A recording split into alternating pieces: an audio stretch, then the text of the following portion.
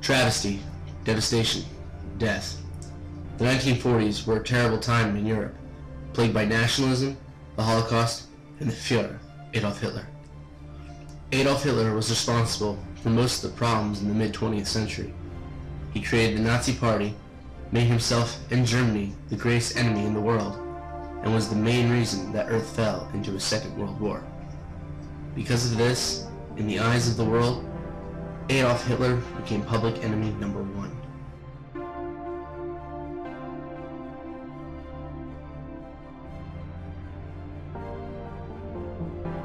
During his reign of the Third Reich, Hitler became subject to over 30 assassination attempts on his life, none of which were successful. However, one came mind-blowingly close when on July 20th, 1944, a man named Klaus von Stauffenberg attempted and got the closest to killing Adolf Hitler. This plan became known as Operation Valkyrie. For a colossal plan like this, there needed to be multiple people of power to conspire against Hitler. These people, which ranged from high in the Reich to normal soldiers, included, but were not limited to, Brigade General Hans Oster and General Ludwig Beck, the heads of the past conspiracies against Hitler by this group. Erwin Rommel, also known as Desert Fox, was believed to have knowledge of the plot, but may have had no direct involvement. General Friedrich Fromm, the only person who could initiate Operation Valkyrie. Colonel Henning von Tresckow, who formed and led a conspiratorial group and recruited oppositionists to the Army Group Center staff, and was the mastermind behind choosing Stauffenberg to create a new plan. General Friedrich Ulbricht, the most important recruit of Tresckow, and was head of the General Army Office in Berlin, controlling the reserve units in Germany, and Lieutenant Klaus von Stauffenberg, the most important activist in the July 20th plot. Stauffenberg believed that Hitler was becoming an enemy to not just the world, but to Germany itself. So he put himself in the core of the plot by claiming the role of main saboteur of Operation Valkyrie. However, this wasn't the first assassination plot by Tresckow and Stauffenberg. In March 1943, they sent Rudolf Christoph von Gersdorf to Zugas, Berlin, as a suicide bomber. This attempt failed because Hitler left the side of von Gersdorf before the bomb was set to explode. Von Gersdorf was able to then defuse the bomb before it exploded, saving his life. In November 1943, Axel von den Busch was sent on a suicide mission, like von Gersdorf, where he was to embrace Hitler while modeling new winter uniforms and activate a landmine he was carrying. But the day before, Allied forces bombed the railway truck carrying the new uniforms, preventing the event from occurring. In February 1944, Ewald Heinrich von Kleist was to take the place of von den Busch in a similar suicide bombing, but Hitler kept rescheduling the uniform demonstration, preventing the event from occurring. In March 1944, Eberhard von Breitenbusch was to attempt to assassinate Hitler via a gunshot to the head, since he disagreed to a suicide attempt. He would shoot him at the Berghof when Ernst Busch and his aides, which Breitenbusch was one of, were summoned to brief Hitler. Upon arriving, it became known that the aides were not permitted in the conference room with Hitler, preventing any attempt to occur. These failed attempts on Hitler's life would cause Stauffenberg to put himself deep behind enemy lines when he initiates Valkyrie 4 months after Breitenbusch's failed attempt. Valkyrie wasn't always a plot against Hitler and the Nazi Party. The original plan of Valkyrie was to keep order in the Reich if Hitler were to be captured or killed. However, what Stauffenberg had to do was rewrite Valkyrie so that power would be given to the German Reserve Army instead of the Waffen-SS. This would allow Stauffenberg to take control of the Nazi Party and stop them from continuing the damage they were causing. However, after the rewrite was complete, they needed Hitler to sign off on it, which prevented them from going through with the plan right away. If Hitler were to read through the new Valkyrie plan, he would see that the plan is against him and his Reich, and the entire plan would fall through, leading to Stauffenberg's capture and death. By sheer luck, however, Hitler signed off on Valkyrie without noticing any of the changes made against his Reich, allowing Operation Valkyrie to be continued as planned by Stauffenberg and the Reserve Army. Stauffenberg was to enter Hitler's Eastern Front headquarters, located in northern Poland, near the Russian border. This headquarters was known as the Wolf's Lair. The idea was to place the bomb they have carried in a briefcase as close to Hitler as possible in a massive concrete bunker known as Führer Bunker. The bunker, which contained no windows and was made of solid concrete, would contain the explosion, killing everyone inside, at which point Stauffenberg would leave the Wolf's Lair and return to Berlin to initiate Operation Valkyrie.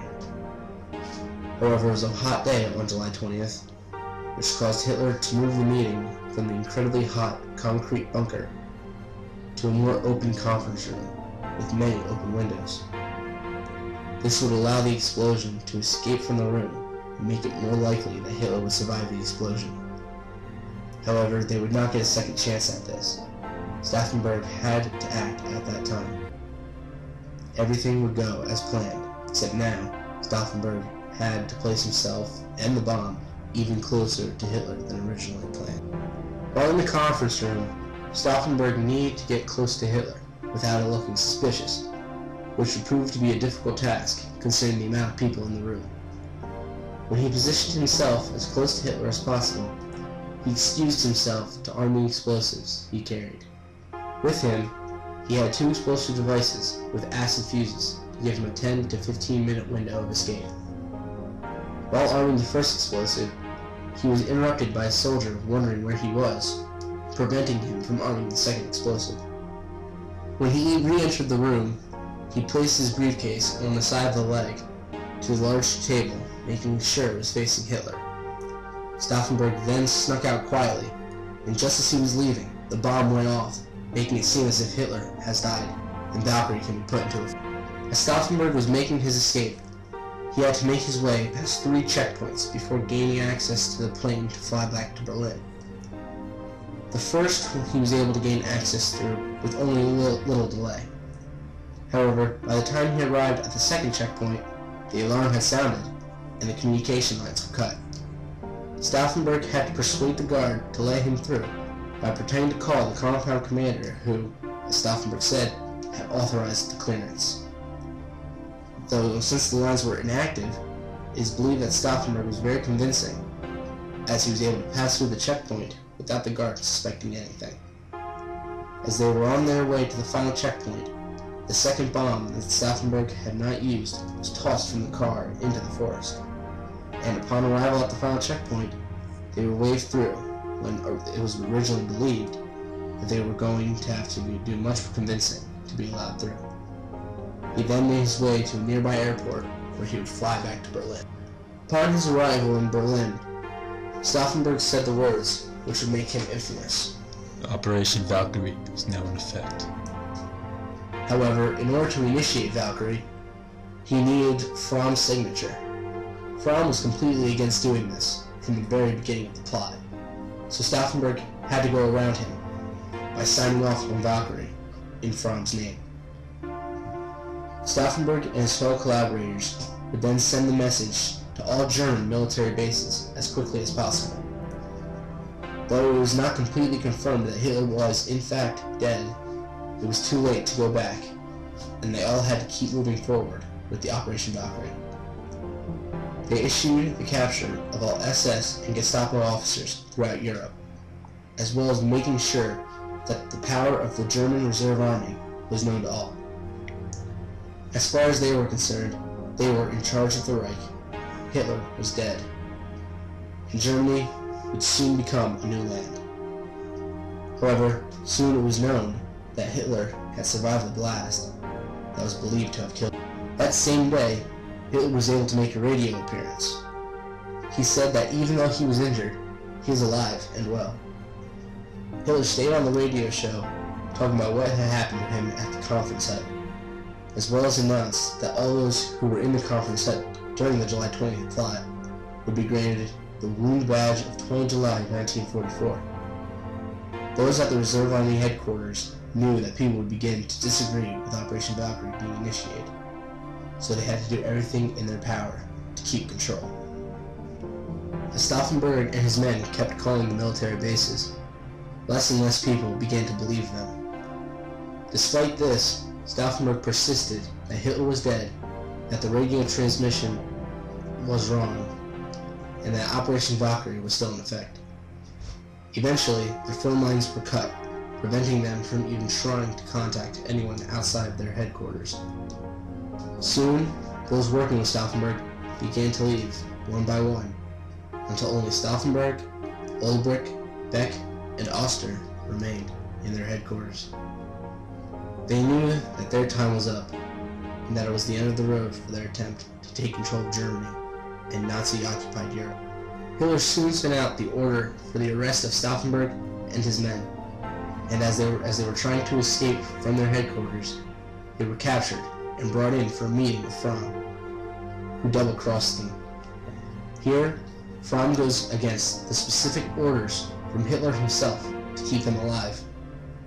He sentenced all of them to death by firing squad in a final attempt to cover himself from being affiliated with knowing anything about the July 20th plot. After Fromm had sentenced them all to death by firing squad, Beth asked Fromm for a pistol, allowing him to give himself the coup de grace, or blow of mercy, instead of a firing squad. However, the others were not so lucky. They were all required to be killed by firing squad. The first to be shot was Oster. The second was Ulbricht. And finally, Stauffenberg was shot. Before Stauffenberg was shot, however, he uttered his final words, Es lebe unser Heiliges Deutschland, which translates to, Long live our sacred Germany. This was believed to be said by Beck before the plot was put into effect. After all the conspirators were killed, Fromm believed that he was in the clear. However, in 1944, he was dishonorably discharged and captured as a civilian by Hitler's men, tried for cowardice before the enemy, and was killed in March 1945. With the death of Fromm, everyone that was involved with Operation Valkyrie, even if it was only by the smallest affiliation, has been killed. In result of the Reserve Army's failure, the war against Nazi Germany continued for 9 more months before the Soviets won at the Battle for Berlin. During these 9 months, thousands of more people died in the battlefield as well as in concentration camps because of Hitler. As Soviet forces began to close in on Hitler's location, he put his pistol in his mouth and killed himself before the Soviets were able to capture him. This failed attempt by Stauffenberg to kill Hitler raises a lot of questions. What if both bombs were armed while Stauffenberg was in the Wolf's Lair? What if the meeting was held inside a Führer bunker? What if Stauffenberg's briefcase had not been moved? These questions will forever remain unanswered, as Operation Valkyrie will go down in history as the closest that anyone has ever gotten to killing Adolf Hitler.